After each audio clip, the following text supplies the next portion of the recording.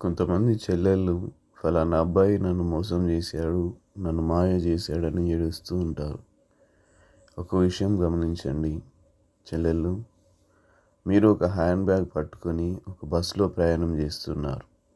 ఒక దొంగ మీకు తెలియకుండా మీ బ్యాగ్లో ఉన్న విలువైన వస్తువులు తీసుకున్నాడు అనుకుందాం. అనగా మీ కళ్ళు గప్పి మీరు గ్రహించకుండా మాయ చేసి దొంగతనం చేయడం, ఇది మోసం.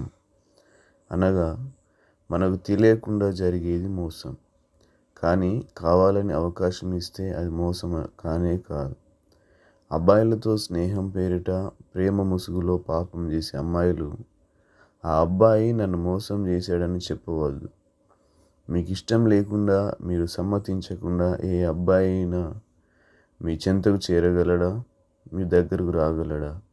ఒకసారి ఆలోచించండి.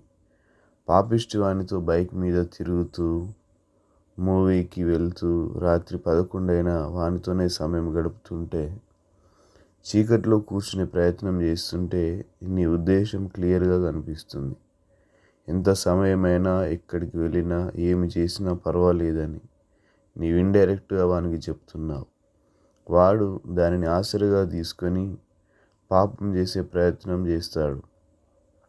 పాప పని చేయడానికి అన్ని విషయాలలో అవకాశం ఇచ్చిన తర్వాత మోసపోయానని అంటావు. ఇది మోసపోవడం కానే కాదు, చేతులారా నీ జీవితాన్ని నాశనం చేసుకోవడం. ఆనాడు యోసేపు దగ్గరకు పోతీఫర్ భార్య వచ్చి, రా నాతో పాపం చేయంటే యోసేపు అక్కడి నుంచి పారిపోయాడు. కారణం, అతని హృదయంలో ఆలోచన, బుద్ధి లేదు. నీ హృదయంలో ఆ కోరిక, ఆ తలంపు లేనప్పుడు, నీ బుద్ధి మంచిదైనప్పుడు, ఎవడైనా బుద్ధి లేకుండా ప్రవర్తిస్తున్నప్పుడు ఆగు. పిచ్చి పిచ్చి వేషాలు వేయొద్దు. నేను అలాంటి దానిని కాదు. క్రీస్తును విశ్వసిస్తూ క్రీస్తు అడుగుజాడలలో నడుస్తున్న దానిని. పలకరిస్తే పలకరిస్తాను, మంచిగా మాట్లాడితే మాట్లాడతాను. కానీ పిచ్చి పిచ్చి వేషాలు వేస్తానంటే మాత్రం కుదరదని ఖచ్చితంగా చెప్పాలి. ఈ విధంగా చెప్తే ఎవడైనా దగ్గరకు వచ్చే ప్రయత్నం చేస్తాడా? ఒకసారి ఆలోచించు.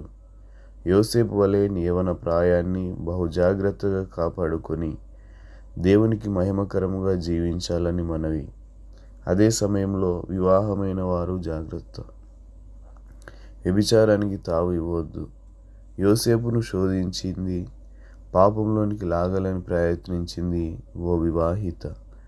ఆనాడు దావీదు పాపం చేసింది, వ్యభిచరించింది కూడా వివాహమైన పరాయి వాని భార్యతోనే.